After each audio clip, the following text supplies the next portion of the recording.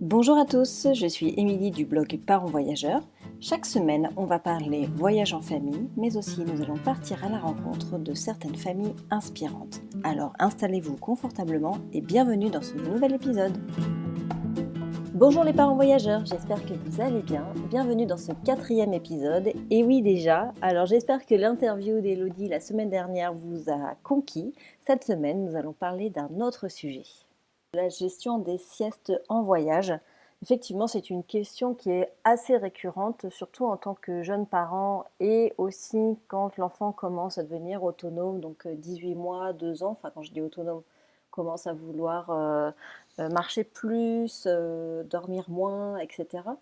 Donc je me disais que c'était peut-être judicieux de parler de cette thématique aujourd'hui. Alors en tant que parent, jeune parent ou non, on ne sait pas vraiment quelle sera la bonne option pour notre enfant pour notre prochain voyage.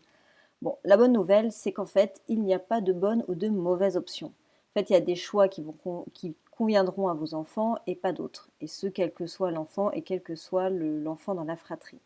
Donc s'il y a bien une chose à laquelle je suis extrêmement vigilante à la maison, c'est bien le sommeil. C'est vraiment un carburant pour nos enfants, c'est un ingrédient qui est nécessaire pour leur bon développement.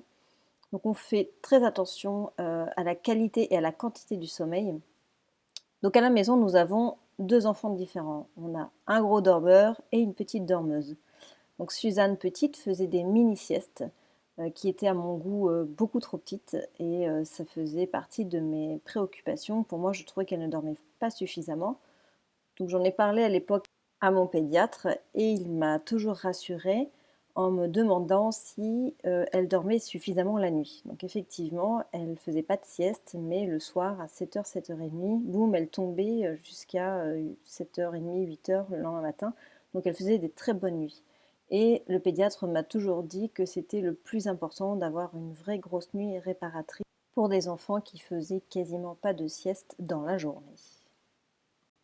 Donc au quotidien, ça va, on sait comment gérer. Par contre, en voyage, on sait que de toute façon, le rythme de l'enfant va évoluer et qui va surtout s'adapter à notre planning.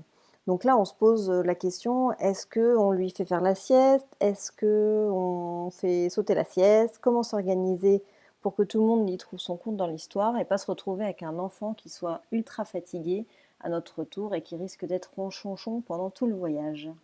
Donc je vais vous partager quelques idées pour mieux gérer les siestes en voyage. N'hésitez pas à partager les vôtres dans les commentaires de ce podcast pour aider les autres parents voyageurs. Alors la première option est d'organiser un planning autour de la sieste. Donc, si votre enfant est un gros dormeur et quand il n'a pas sa dose de sommeil, il est plutôt d'une humeur un peu exécrable, alors là évidemment qu'il faut le mettre à la sieste après manger. Donc vous pouvez organiser une routine matinale qui vous permet d'aller visiter le matin tranquillement, rentrer à l'appartement ou à l'hôtel pour le mettre à la sieste dans un vrai lit et ressortir en fin de journée. De toute façon, vous ne profiterez vraiment pas de vos vacances si bébé est fatigué, donc vaut mieux entrecouper les visites, s'organiser ainsi pour que l'enfant se sente bien. Alors si vous est impossible de rentrer ou de retourner à votre appartement ou votre hébergement, ou vous voulez absolument visiter parce que vous êtes présent que très peu de temps dans cette ville et votre soif de découverte est plus forte que tout, alors dans ces cas-là, prévoyez l'équipement adéquat, donc prévoyez sieste, poussette ou porte-bébé en fonction de ce que votre enfant préfère. Et dans ces cas-là, au moment de la sieste, privilégiez les activités calmes, les visites des musées, se promener dans la ville, etc. pour que l'enfant puisse au moins être au calme et se reposer. Alors la deuxième possibilité, c'est de faire la sieste un jour sur 2.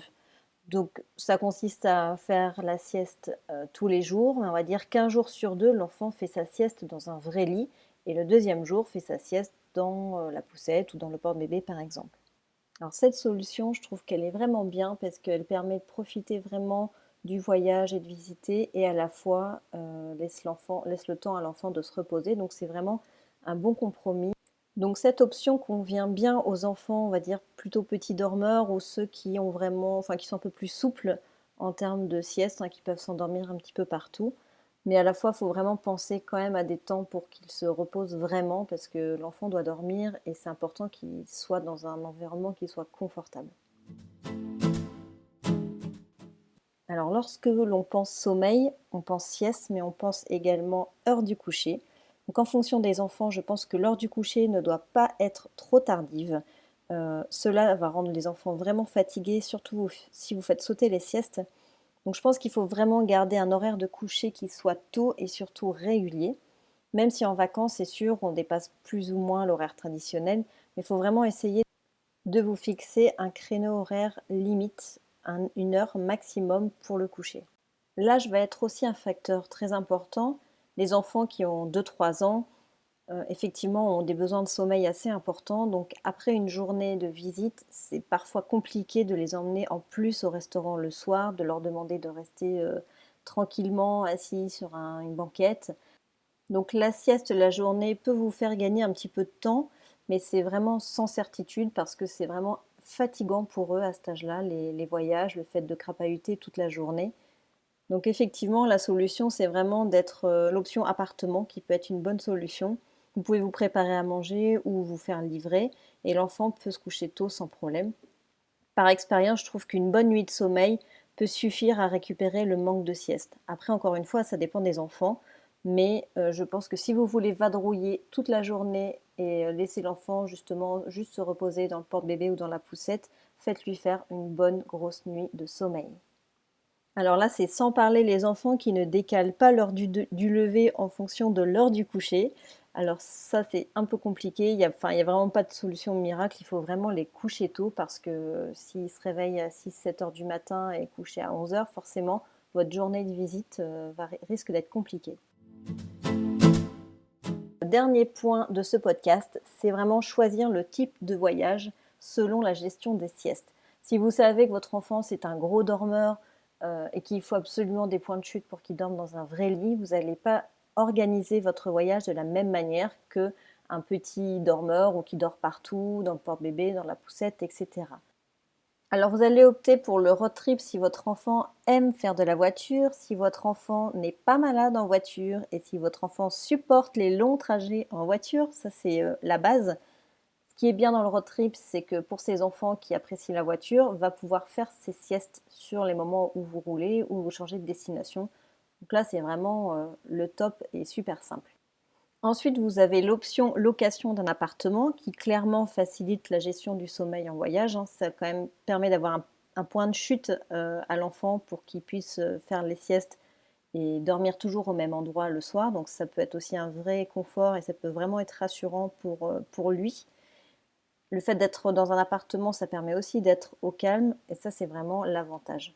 Après, rien ne vous empêche de faire road trip et en location d'appartement et mixer les deux de manière à pouvoir justement profiter à la fois du confort et à la fois des avantages du road trip, donc de bouger tous les 3-4 jours dans une autre ville et pouvoir profiter pleinement d'une région ou d'un pays par exemple. Et enfin, l'autre option, c'est le all inclusive ou la demi-pension, qui honnêtement est un bon moyen pour que toute la famille se repose. Vous pouvez aussi également allier les visites. Certains hôtels proposent aussi des visites où vous pouvez sortir par vos propres moyens. J'avoue que nous optons depuis quelques années, quelques jours dans l'année pour de demi-pension all inclusive pour recharger les batteries et se reposer vraiment.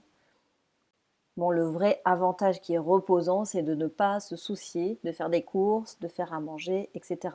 On revient de visite, on fait les bains, on se douche, on va manger les pieds sous la table et après on se repose. Ça permet quand même d'avoir un rythme beaucoup plus calé, puisque généralement il y a des horaires d'ouverture, de buffet, etc. Donc les enfants ont quand même un rythme assez routinier. Donc honnêtement, quelle que soit la formule de voyage que vous allez opter, va clairement faciliter ou non la gestion des siestes. Donc c'est vous qui connaissez votre enfant.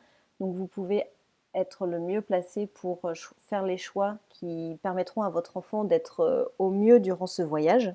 Finalement, quand on voyage avec des enfants qui sont tout petits, c'est là qu'on se rend compte que c'est vraiment un âge facile pour voyager parce qu'ils dorment partout, ils dorment dans le porte-bébé, dans la poussette, dans la voiture. C'est vraiment assez simple, ils ont besoin que de la chaleur de leur maman ou de leur papa. Et du coup, on reste assez libre sur le planning. Par contre, quand on arrive à l'âge des 18 mois, 2 ans, c'est là où ça se corse un petit peu et où on commence vraiment à réorganiser notre manière de voyager parce que là, il faut être vigilant sur le timing et l'organisation de la journée, au risque sinon d'en pâtir très fortement. Voilà, j'espère que ces quelques astuces vous aideront à organiser votre prochain voyage avec votre enfant, vous rassurer au niveau de l'organisation de votre planning, de la gestion des siestes, etc. N'hésitez pas si vous avez des questions, des astuces à les partager dans les notes de l'épisode. Je me ferai un plaisir d'y répondre. Si vous avez aimé ce nouvel épisode, n'hésitez pas à me laisser une petite note, un commentaire sur la plateforme de votre choix, cela m'aidera à gagner en visibilité. Et n'hésitez pas aussi à le partager si vous connaissez des nouveaux parents voyageurs dans votre entourage. Ces quelques conseils peuvent peut-être les aider. Je vous remercie pour votre écoute et je vous dis à mercredi prochain. Ciao ciao!